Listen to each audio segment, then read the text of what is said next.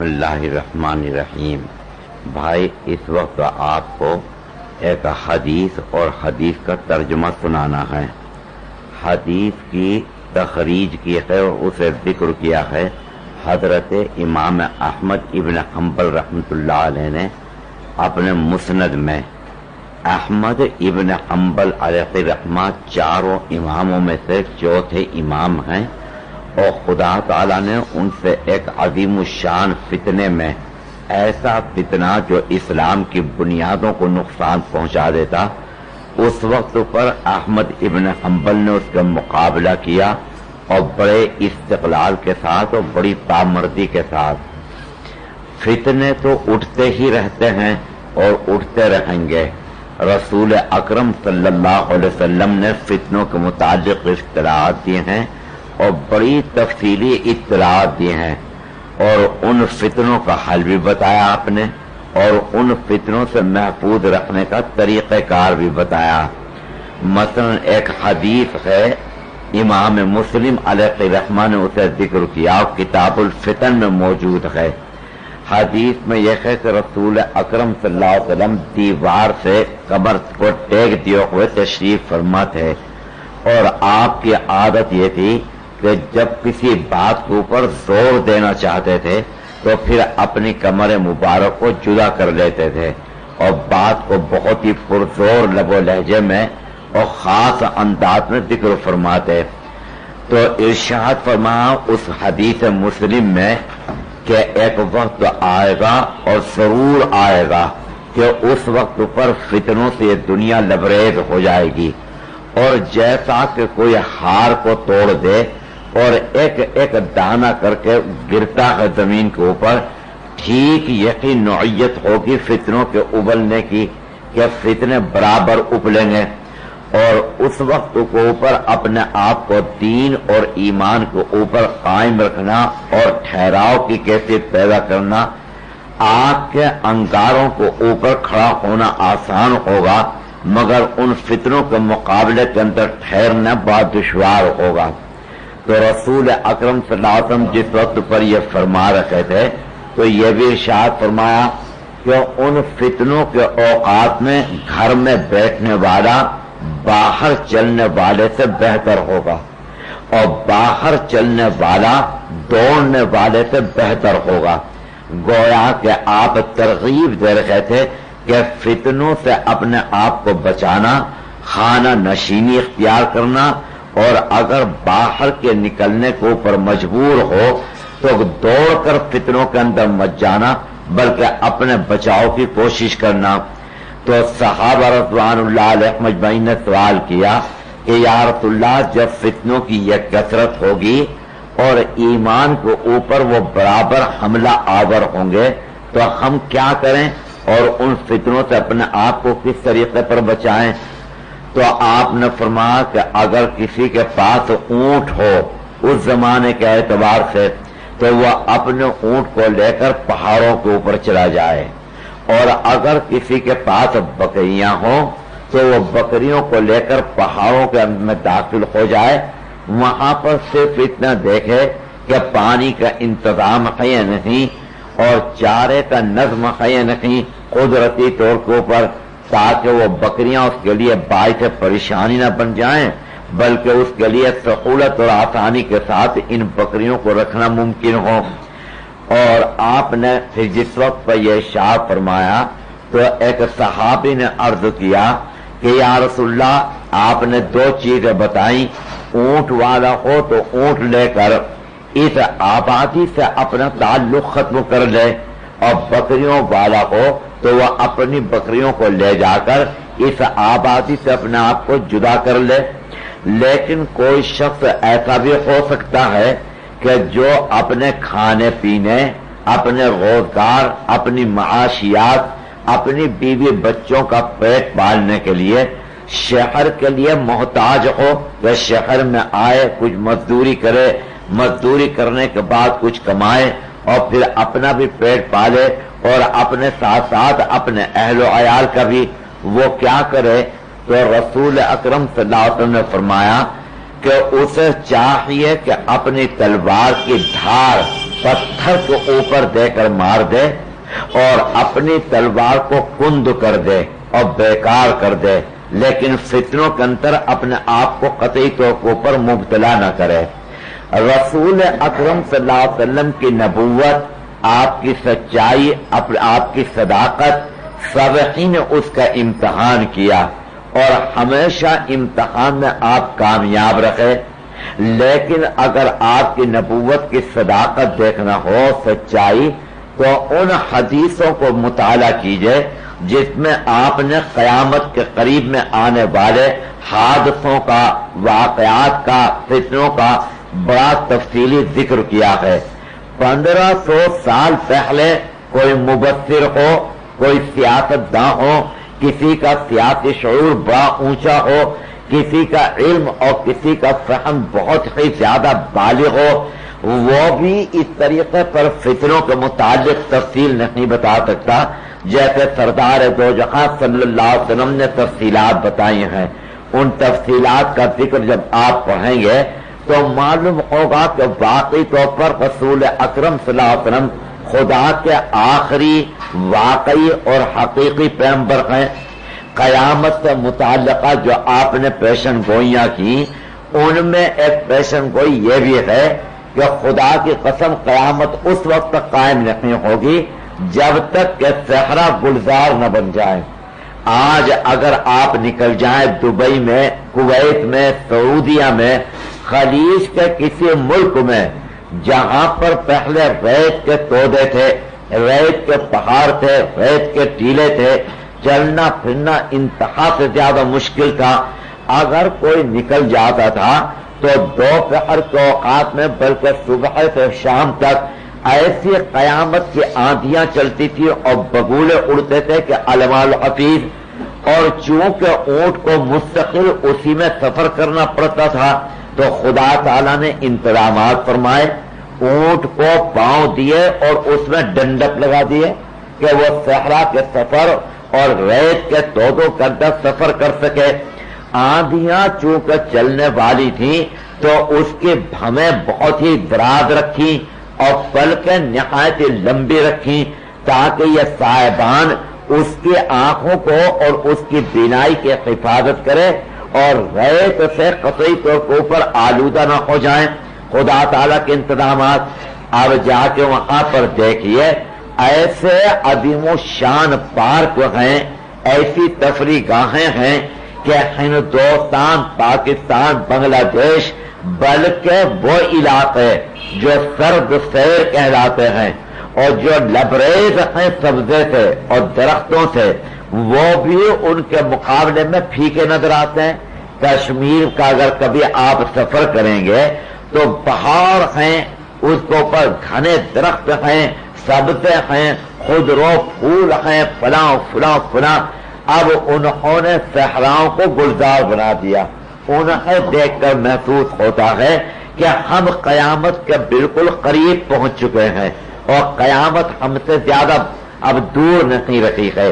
तो बहरहाल फितने आए और फितने आते रहेंगे और इन्हीं फितनों के अंदर हमें पामर्दी और इस्तकामत और इस्तिकलाल भी दिखाना है। तो अहमद इब्न हंबल के जमाने में एक फितना उठा और अगर एक शख्स का फितना हो उसका मुकाबला कर लें, 10 का फितना हो उसका मुकाबला कर लें, 50 का फितना हो उसका मुकाबला कर लें, लेकिन अगर बादशाह वक्त किसी फितने की पुष्ट पनाही कर रहा हो और तायीद कर रहा हो और कुव्वत शहनशाहियत उस फितने को लेकर आगे बढ़ रही हो, उसका मुकाबला करना बड़ा मुश्किल है।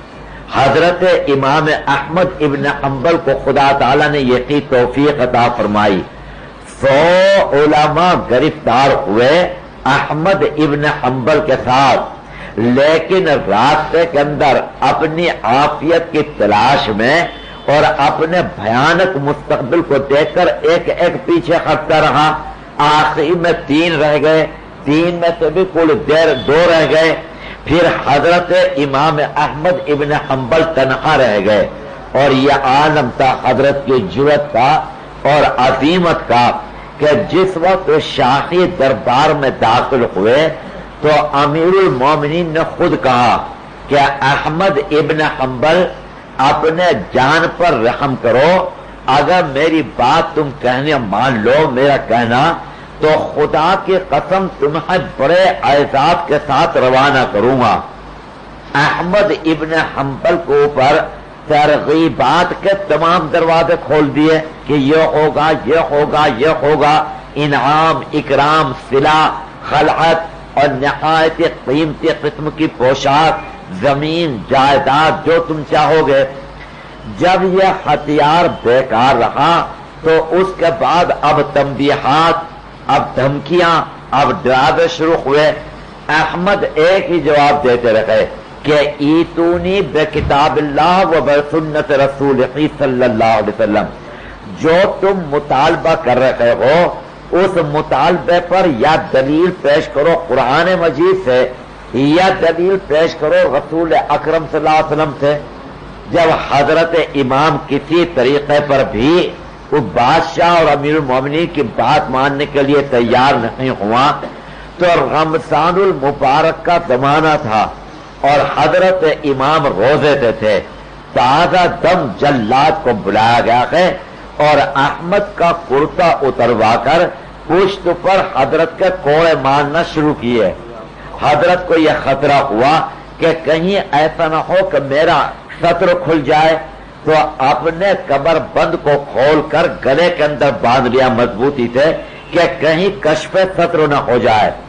اب حضرت امام پٹ رہے تھے، پیٹنے والے اگر تھک جاتے تھے تو تازہ دم لائے جاتے تھے، کوڑے بدلے جاتے تھے، اور رمضان المبارک کا زمانہ اور گرمی قیامت کی پڑ رہی اور حضرت امام روزے تھے، لیکن امام نے قطعی طور پر اپنے موقف میں فرق نہیں آنے دیا اور جم گئے۔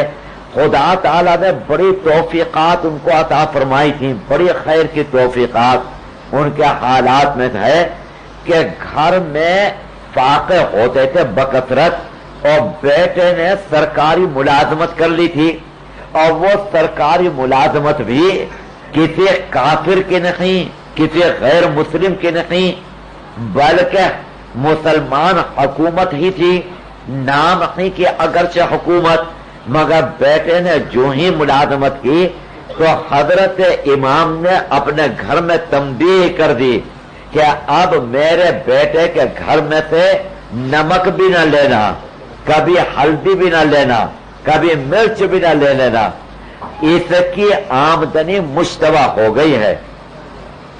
ایک دن امام احمد ابن حنبل ظہر کی نماز پڑھنے کے لیے آئے ہیں تو عجیب و غریب بات، فاقوں کی کثرت کی وجہ سے حضرت کے قدم لڑکھڑائے اور حضرت گر پڑے۔ تو ایک شخص نے جو یہ دیکھا وہ سمجھ گیا کہ فاقوں کا تاب اور فاقوں کی کثرت کی وجہ سے اب کھڑے ہونے کی بھی طاقت نہیں رہی۔ وہ فرض ادا کر کے تیزی سے اپنے گھر گیا اور کچھ آٹا لے آیا اور امام صاحب کے گھر میں پہنچایا۔ بی بی نے آٹا گوندھا، اس میں نمک ملا دیا، بیٹے کے گھر میں تنور جل رہا تھا، وہاں جا کر روٹیاں پکا لی، پھینک لی ہیں۔ امام صاحب تشریف لائے ہیں تو اچانک ان کے سامنے جب دسترخوان پر خشک روٹیاں رکھی گئیں، نمک جن میں ملا ہوا تھا، تو بی بی سے دریافت فرمایا کہ یہ کہاں سے آئیں، تو انہوں نے سارا واقعہ سنایا۔ فرمایا کہ پکایا کہاں؟ یہاں کہ بیٹے کے گھر میں تنور جل رہا تھا، وہاں پر جا کر میں نے روٹیاں پھینک لی، اس خیال سے کہ آپ کی تکلیف اور آپ کی تعب اب بہت بڑھ گیا، کچھ تو پیٹ میں دو چار لقمے چلے جائیں۔ تو حضرت امام نے فرمایا کہ اسے اٹھا لو اور آئندہ کبھی ایسی غلطی نہ کرنا، میرے بیٹے کی آمدنی کے اندر شبہات پیدا ہو گئے ہیں، اس کے یہاں سے اتنا بھی مدد اور اتنا بھی تعاون نہ لینا کہ اس کے جلتے ہوئے چولہے کے اوپر روٹیوں کو سینک لیا جائے۔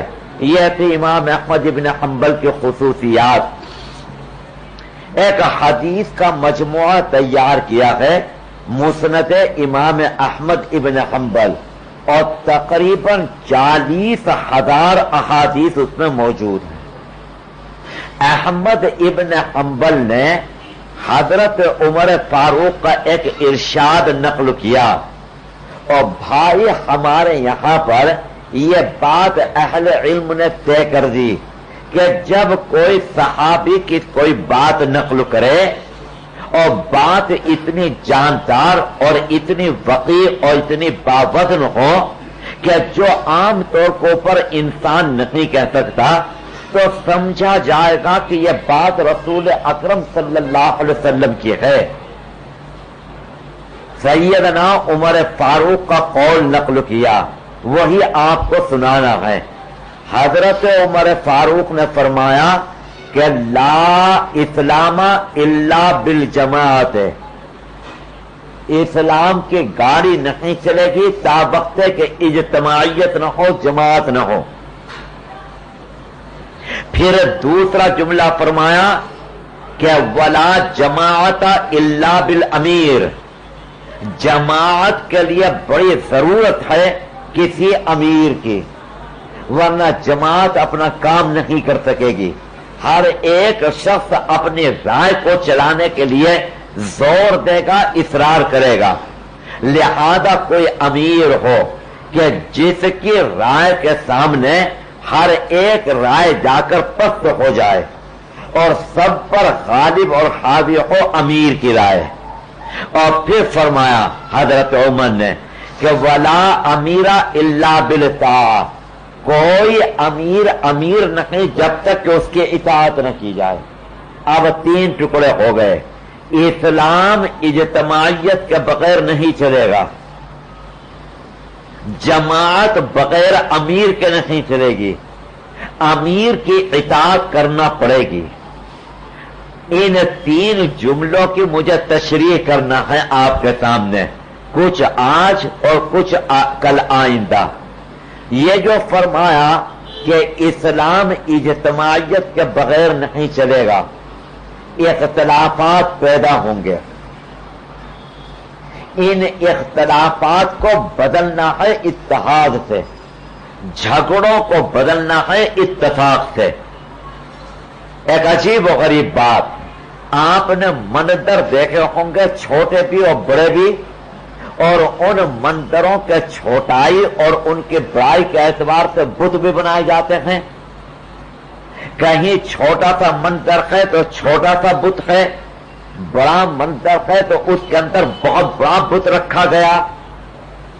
یہ تو ہم اور آپ برابر دیکھتے رہتے ہیں، مگر ایک منظر اور ہے بہت چھوٹا سا، بہت ہی چھوٹا سا، لیکن اس میں ایک بت رکھا ہوا ہے بڑا خوفناک، بڑا خطرناک اور بہت ہی بڑا منظر۔ وہ کون سا منظر ہے؟ وہ سینہ ہے ہمارا، اور وہ بت جو یہاں پر سب سے بڑا رکھ دیا گیا وہ انانیت، تکبر اور غرور۔ منظر کا لمبائی چوڑائی کچھ بھی نہیں، اگر آپ ناپیں تو شاید 1.5-2 بالش، اور کسی بڑے سے بڑے کا دیکھیں پہلوان کا 2.5 بالش، لیکن اس کے اندر بت اتنا بڑا رکھا ہے کہ الامان الحفیظ، تکبر اور غرور اور انانیت۔ اس بندر کو میں رکھے ہوئے بت کو اگر آپ نے توڑ دیا تو اس سے بڑی کامیابی کوئی نہیں۔ آپ نے دنیا کے تو بت توڑے ہی نہیں توڑے، اب تو آپ پر یہ الزام ہے محمود غزنفی نے سومناتھ کے مندر کو توڑا، بت کو توڑا، لیکن سب کچھ کے باوجود ایک بت تو آپ توڑ نہیں سکے جو خود آپ کے مندر کے اندر رکھا ہوا ہے۔ حالانکہ ذوق دہلوی نے شاعر نے کہا تھا کہ کسی بیداد گر کو اگر مارا تو کیا مارا؟ بڑے موفی کو مارا، نفس امارہ کو گر مارا۔ آپ نے مار دیا ظالم کو، ایک کام ہے، ایک کارنامہ ہے، لیکن سب سے بڑا کام یہ ہے کہ اپنے نفس سرکش کو آپ کچل کے رکھ دیں۔ یہ نفس سرکش انانیت اور غرور اور تکبر سے لبریز، اسے کس طریقے پر توڑا جائے گا، کس انداز کے اوپر توڑا جائے گا؟ ایک واقعہ ہے، سلطان المشائخ حضرت نظام الدین اولیاء رحمت اللہ علیہ، دہلی میں مدار ہے، بابا فرید الدین گنج شکر کے خلفاء میں سے ہیں۔ حضرت کے زمانے میں 3 ضیاء الدین تھے، تاریخ کا لطیفہ ہے۔ ایک ضیاء الدین حضرت کے معتقد، ایک ضیاء الدین حضرت کے بڑے سخت مخالف، ایک ضیاء الدین نہ حضرت کے معتقد نہ حضرت کے مخالف۔ وہ ضیاء الدین جو حضرت کے بڑے زبردست مخالف تھے، وہ حکومت کی طرف سے محتسب بھی بنا دیے گئے، احتساب کے شعبے کے سربراہ۔ نظام الدین اولیاء سماع کے بڑے شائق تھے، بڑے مشتاق، مگر یہ سماع نہیں جو آج کل ہے کہ آلات ہیں گانے بجانے کے اور اس کے اندر کوئی پابندی نہیں، فلاں فلاں۔ حضرت کا سماع یہ تھا، یہ چشتی خاندان کے مستند بزرگوں کا، کہ کوئی خوش الحان، خوش آباد، خوش گلو بیٹھتا تھا بغیر کچھ آلات مزامیر کے، اور وہ نعت پڑھتا تھا یا حمد پڑھتا تھا یا ثنا پڑھتا تھا، اور شیخ کے ساتھ ان کے رفقاء سے سنتے تھے۔ یہ تھا سماع۔ مگر ہمارے یہاں کے فقہا کا ایک عجیب و غریب مسئلہ، 2 چیزیں ہیں، ایک ہے نقصان سے بچنا اور ایک نفع کو حاصل کرنا۔ آپ تجارت کر رہے ہیں، اس میں نفع نظر آ رہا ہے، مگر خطرات کے پہلو زیادہ غالب ہیں۔ فقہی طور کے اوپر یہ کوشش کی جائے گی کہ دفع مضرت کرو بمقابلے جلب منفعت کے، اپنے آپ کو نقصان سے بچاؤ، پھر نفع کی طرف جانا۔ ایک اصول دیا فقہا نے، اور زندگی کے ہر نازک موڑ پر یہ آپ کو کام دے گا کہ پہلے نقصان سے بچو اور پھر نفع کی طرف چلو۔ ایک یہ دیا کہ اگر کوئی چیز کسی برائی کا زینہ بننے کا امکان ہو، سیڑھی بننے کا، تو اسے پہلے ہی لمحے میں ختم کر دو، حالانکہ ابھی اس میں برائی کا پہلو بڑا کمزور ہے، مگر آگے چل کر اندیشہ ہے کہ یہ کہیں بہت خطرناک برائی نہ بن جائے، اسے ختم کر دو۔ مثلا آپ نے دیکھا کہ ریڈیو کے اندر کچھ نفع کچھ نقصانات، مگر ان نقصانات بڑے نقصانات کا دروازہ کھلنے والا ہے، یا اسی طریقے پر ٹیلی ویژن وغیرہ وغیرہ۔ حضرات فقہا کہیں گے کہ پہلے ہی مرحلے پر اسے نمٹا دو، رکاوٹ ڈال دو۔ جو شیخ سعدی علیہ رحمہ نے کہا ہے، بڑا حکیمانہ مشورہ، کہ گربا را روز اول کشتن باید، کہ بلی اگر آپ کے گھر میں گھس آئی تو پہلے ہی دن نمٹ لیجو، اگر پہلے دن ذرا سی بھول چوک اور غفلت ہو گئی پھر تو وہ عادی ہو جائے گی اور آپ کے لیے اس کا مسئلہ بڑا دشوار گزار بن جائے گا۔ فقہاء نے چھوٹے چھوٹے سے قانون بیان کیے ہیں مگر بڑے جاندار، زندگی کے اندر امام اور رہنما کامیاب زندگی گزارنے کے لیے۔ تو فرمایا کہ صدن للذریعہ، کوئی چھوٹی برائی بڑی برائی کا ذریعہ بن جائے گی، امکانات، اس برائی کو یہیں پر ختم کر دو۔